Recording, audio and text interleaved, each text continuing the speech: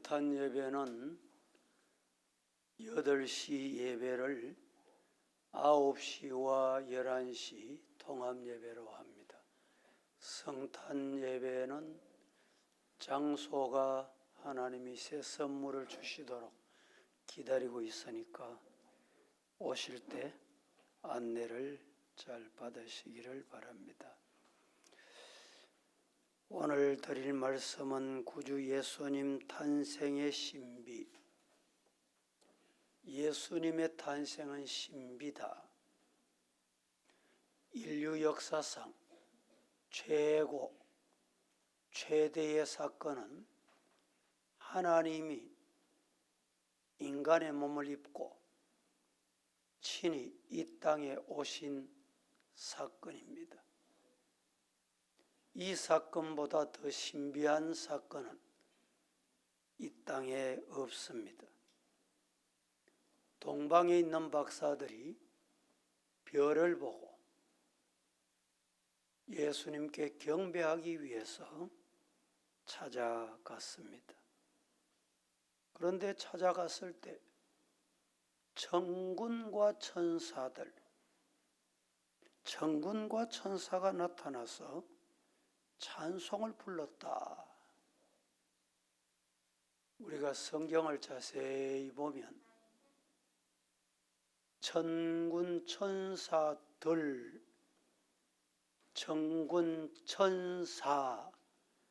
단수로 되어 있고 복수로 되어 있는 곳이 있습니다. 아람 나라 군대 18만 5천 명을 진멸시킬 때 천사가 나타났는데 천사 히브리어의 단수로 되어 있습니다. 천사 하나가 나타나니까 18만 5천 명을 해결했다 이 말입니다.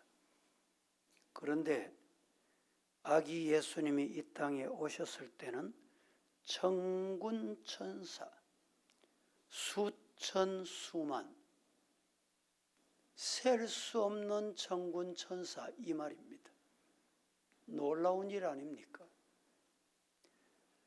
누가복음 12장 14절에 지극히 높은 곳에서는 하나님께 영광이요 땅에서는 기뻐하심을 입은 사람들 중에 평화로다 이렇게 노래하고 있습니다.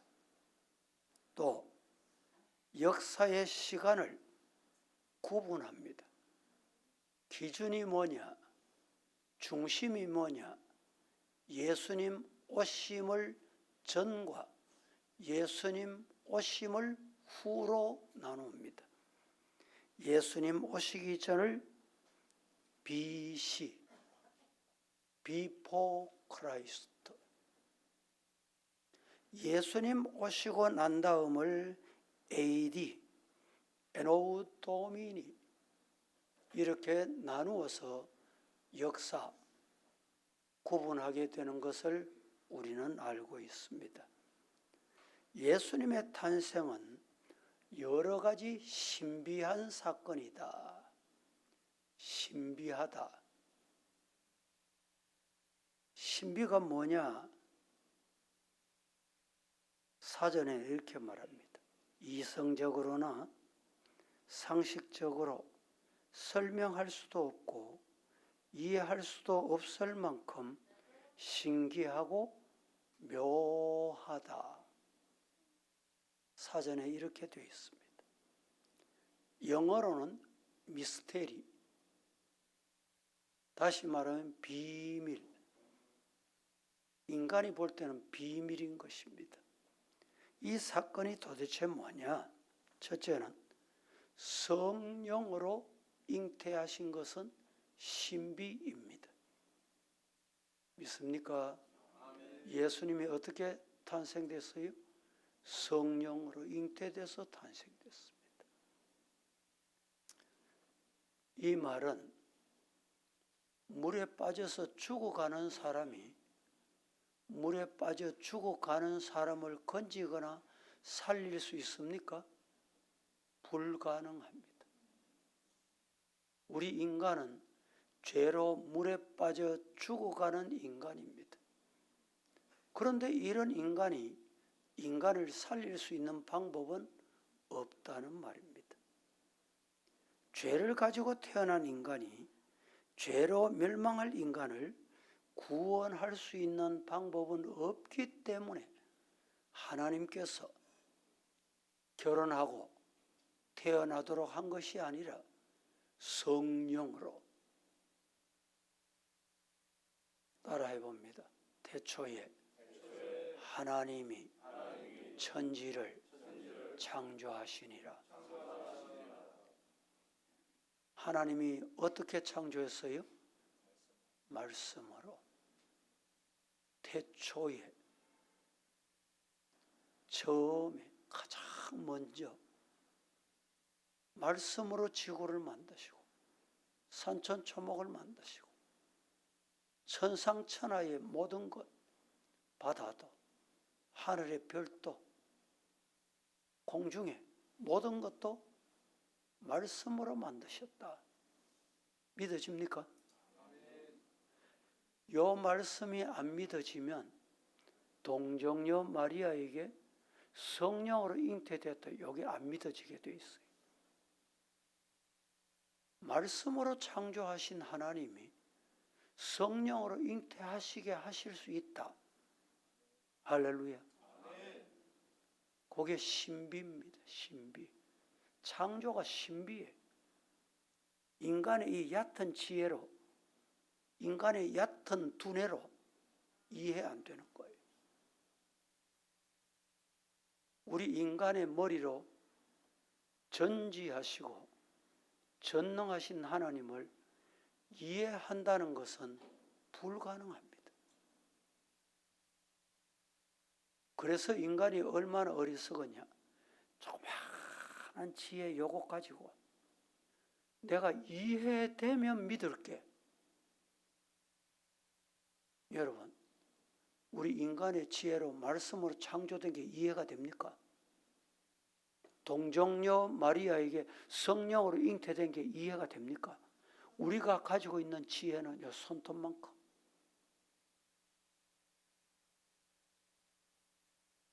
성경은 믿으면 복이다. 믿습니까? 믿는 자에게 복이 될지어다. 그래서 다윗은 이렇게 말합니다. 시편 51편 5절에 내가 죄악 중에서 출생하였으며 어머니가 죄 중에서 나를 잉태했습니다.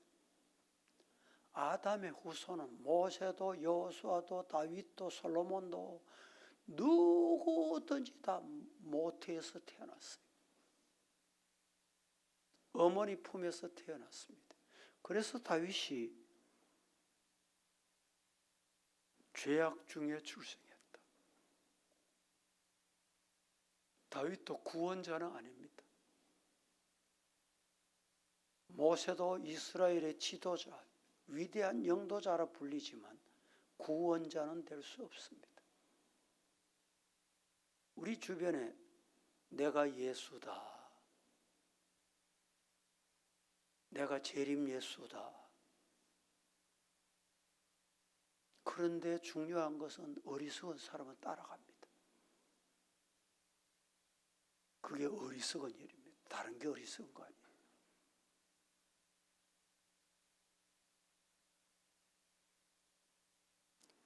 인류의 구세주로 오시려면 죄 없는 인간으로 오셔야 했고, 그러기 위해서 예수님은 성령으로 잉태되셨다. 성령으로 잉태되신 것은 신비한 일이다. 신기한 일이다.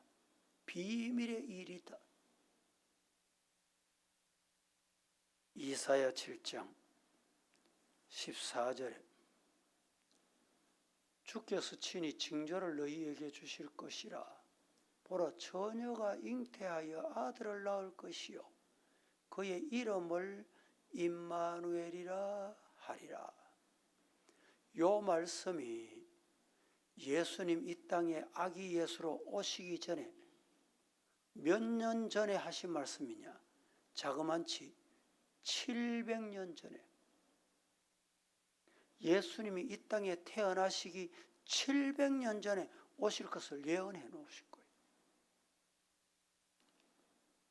오늘 보면 마태복음 1장 23절에 아들을 낳을 것이요 이름을 뭐라? 임마누엘이라 하리라. 같은 말씀이잖아요. 700년 전에 저자, 700년 후에 저자가 어떻게 같은 말을 할 수 있어요? 이 성령을 하신 거예요. 성경의 저자가 43명입니다. 역사가 다 다르고 시대가 다르고 나라가 다르고 배운 것이 다르고, 그런데 성경은 같은 말을 합니다. 처음부터 끝까지, 창세기부터 계시록까지. 오늘까지도 성경이 기록된 것은 거짓말하는 게 없어요. 그대로입니다. 인간은 대통령 되기 전에 했던 말하고 내가 대통령이 되면 내 인대는 다르게 말합니다. 그런데 하나님은 동일하신 분. 그게 신비입니다. 두 번째 신비는 뭐냐? 예수의 이름의 신비입니다. 예수, 시작. 예수의 이름은 신비한 이름입니다. 우리가 자녀를 보면 태어나서 가장 먼저 사용하는 말이 뭘까요? 엄마, 아빠. 안 가르쳐줘도 엄마, 아빠. 제일 쉬운 말입니다. 예수라는 이름은 너무 쉽습니다. 영어로는 지저스 그러지만 이 원어에는 예수로 되어 있어요. 예수. 우리나라 말하고 똑같아요. 예수. 이 예수라는 이름은 너무 아름답습니다. 쉽기도 하지만 너무 아름다워요. 또 예수 이름은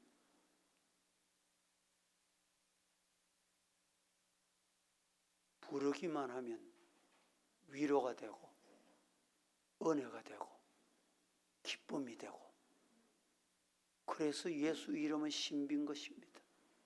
믿습니까? 그래서 예수, 예수, 예수 우리가 찬송 부르게 되는 거예요.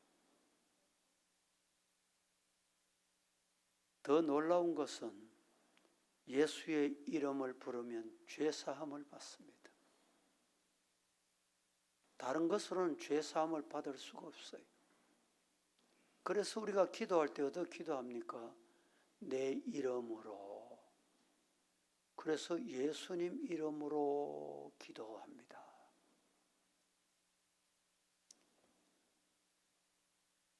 기도하는 방법은 제가 여러 번 말씀드렸지만 예수님 공로 받들어 기도합니다. 이런 사람이 있어요. 예수님 내 이름으로 기도해라 그랬지 공로 받들어 기도하라고 안 그랬어요. 예수님 이름으로 기도합니다. 그러면 예수님이 다 들어주세요. 예수님 이름으로 기도드립니다. 시작. 예수님 이름으로 기도드립니다. 그렇게 기도하면 어떻게 돼요? 응답해 주신다. 해결해 주신다. 도와주신다. 그래서 예수 이름이 놀라운 것입니다. 이 예수의 이름은 능력 자체입니다. 사탄에게 예수 이름으로 명하노니 떠날지어다 이러보세요. 사탄이 겁을 나고 떠납니다. 예수 이름 자체가 능력이에요.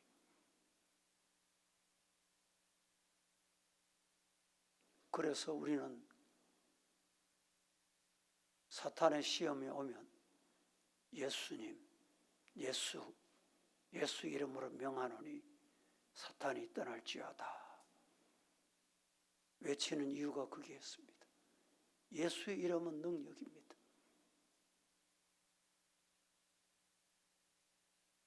빌립보서 2장 9절 말씀에 예수의 이름은 뛰어난 이름이다.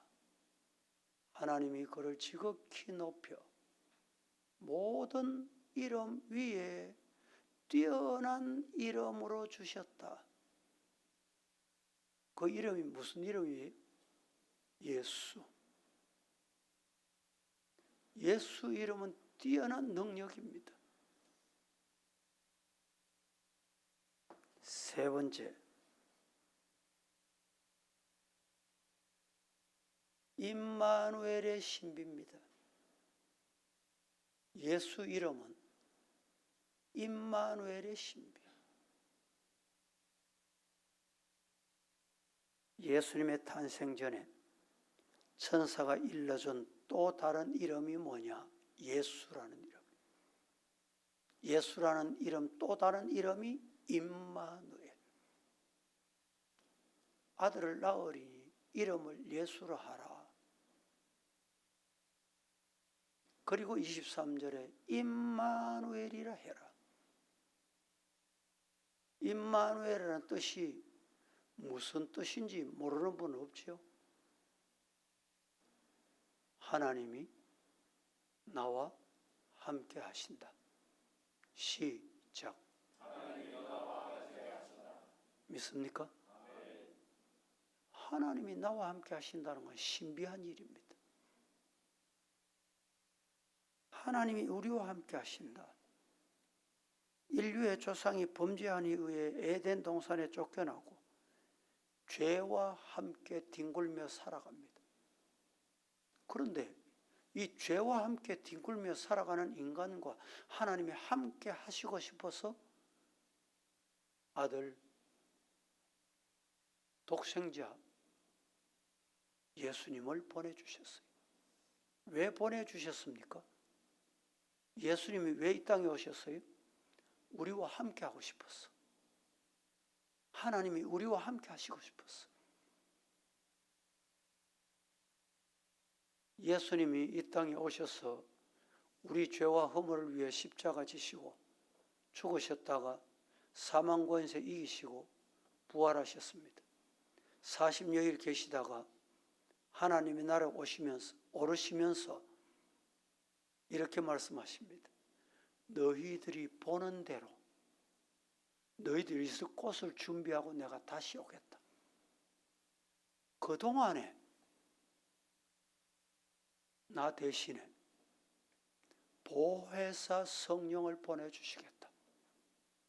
보혜사라는 말은 후원자, 우리를 밀어주신다, 함께 하시는 자 이 말입니다. 이 성령이 함께 오셔서 이 시간에 나와 함께 하신다. 할렐루야. 우리 같은 죄인이 어찌 영원하시고 영원히 거룩하시고 그분이 함께 하실 수 있습니까? 할 수 있는 방법은 예수 이름을 부르기만 하면 함께 하시겠다는 거예요.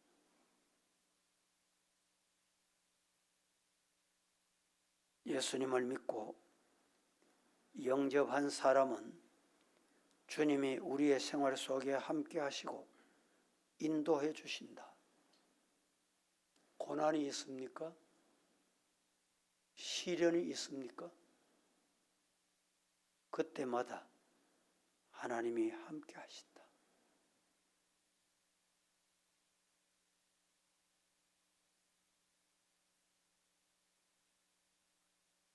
가족, 피를 나눈다 생각하고 아내다, 남편이다, 부모다, 자식이다. 그러던 가족들도 때가 되면 떠납니다. 오늘 또 세상 떠나신 분 있는데, 여러분, 육신은 다 떠납니다. 아무리 가까워도, 아무리 같이 살아도 영원히 떠날 때는 같이 갈 수가 없어요. 같이 해줄 수 없어요. 따라합니다. 하나님은 나와 함께 하신다. 언제까지 함께 하실까요?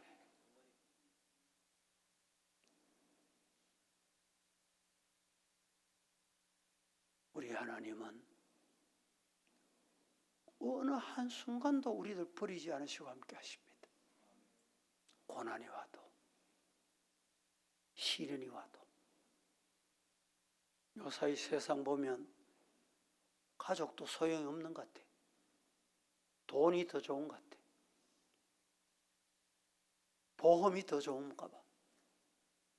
보험 몇 푼 타먹으려고 부모 죽이고 자식 죽이고 남편 죽이고 아내 죽이고, 이런 세상에 우리가 삽니다. 그러나 하나님은 시련이 와도, 바람이 불어도, 폭풍이 몰아쳐도 함께 하십니다. 어떤 분이 꿈을 꾸었습니다.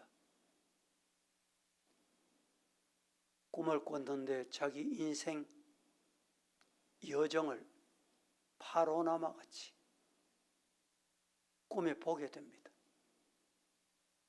그런데 늘 자기 혼자 걸어가는데 모래사장 걸어갈 때 보니까 발자국이 2개예요. 천사가 묻습니다. 왜 발자국이 2개인지 아냐?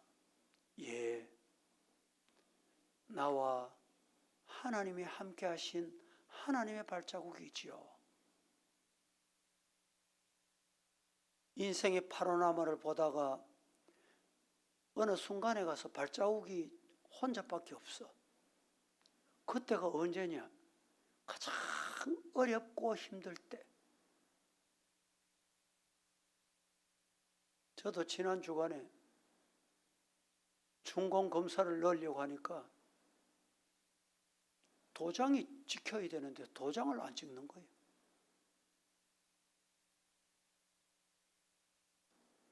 지난 한 주간 제가 피가 거꾸로 솟는다는 말이 그때 서는 거구나 제가 알았어요.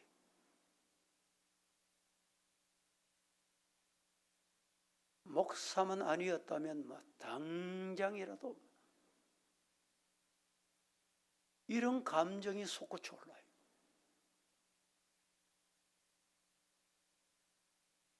그런데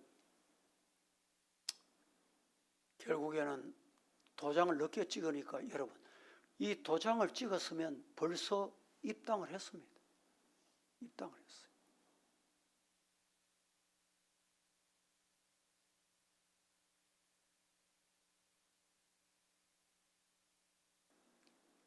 이 꿈을 꾼 사람이 정말 그와 같이 어렵고 힘들 때는 발자국이 혼자뿐이더라는 거예요. 하나뿐이 돼. 그래서 천사에게 물었습니다. 내가 가장 어렵고 힘들 때 왜 발자국이 하나뿐입니까? 나 혼자 걸어갔습니까? 라고 물었더니 천사가, 그래, 그때는 하나님이 너를 품에 안고 걸어갔다. 믿습니까? 이해가 됩니까? 어렵고 힘들 때 하나님이 혼자 버려두시지 않으세요.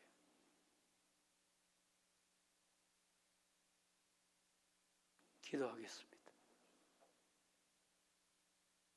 존귀하신 하나님, 오늘도 주의 날 주님 앞에 왔습니다. 구주 예수님의 탄생은 신비한 일임을 믿고 우리들이 이 구원의 기쁨, 아기 예수로 오신 기쁨을 누리게 하시옵소서. 예수님의 이름으로 기도합니다.